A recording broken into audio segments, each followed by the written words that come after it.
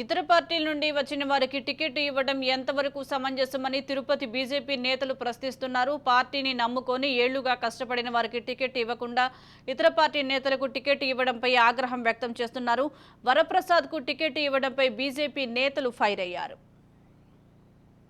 లోక్సభ స్థానాన్ని ఇతర పార్టీ నుంచి వచ్చినటువంటి వ్యక్తికి కేటాయించడంతో భాజపాలో ఇక్కడ పూర్తిగా విమర్శలు దారితీసినటువంటి పరిస్థితి ఉంది. ఇప్పటి వరకు పార్టీ కోసం కష్టపడి ఎంతో కాలంగా ఉన్నటువంటి వారికి టికెట్ కేటాయించకుండా కొత్తగా చేరినటువంటి వ్యక్తికి రోజు టికెట్ ఇవ్వడాన్ని పూర్తిగా ఇక్కడ వ్యతిరేకిస్తున్నారు. ఇదే గతంలో తీసుకున్నట్టయితే వైకాపాలో కొనసాగినటువంటి వరప్రసాద్ ఐఏఎస్ ఆఫీసర్గా ఉన్నారు. 2014 ఎంపీగా వైకాపాలో గెలిచారు, తిరుపతి ఎంపీగా. అలాగే 2019లో గూడూరు ఎమ్మెల్యేగా కూడా ఆయన వైకాపాలో గెలిచినటువంటి పరిస్థితి ఉంది. ఈరోజు గత వారం తీసుకున్నట్టయితే ఆయన భాజపా పార్టీలో చేరడము, పార్టీ కండువ కప్పుకుంటానే వెంటనే అతని పేరు తిరుపతి ఎంపీ అభ్యర్థిగా పేరు ఖరారు చేయడాన్ని ఇక్కడ ఉన్నటువంటి భాజపా నాయకులంతా కూడా పూర్తిగా వ్యతిరేకించేటువంటి పరిస్థితి అయితే ఉంది.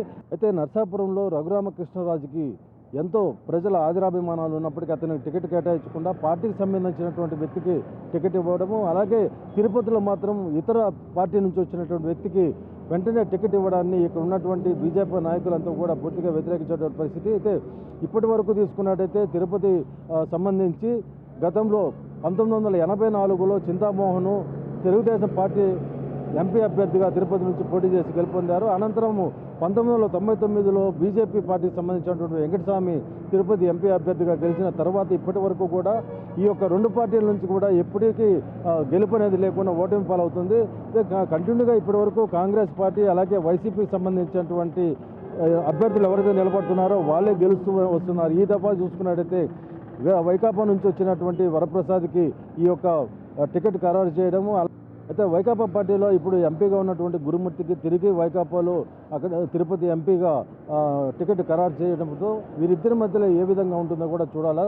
అయితే తిరుపతి నియోజకవర్గానికి సంబంధించి చంద్రగిరి, తిరుపతి, శ్రీకాళహస్తి, సత్యవేడు, ఇక సూలూరుపేట, గూడూరు, నాయుడుపేట ఈ ప్రాంతాల్లో ఉన్నటువంటి వారికి ఇప్పటికి కూడా టీడీపీ పైన పూర్తిగా ఆదరాభిమానాలు ఉన్నాయా లేదంటే వైకాపా మీద ఉందా అనేటువంటి విషయం మొత్తం తెలియాల్సిందే.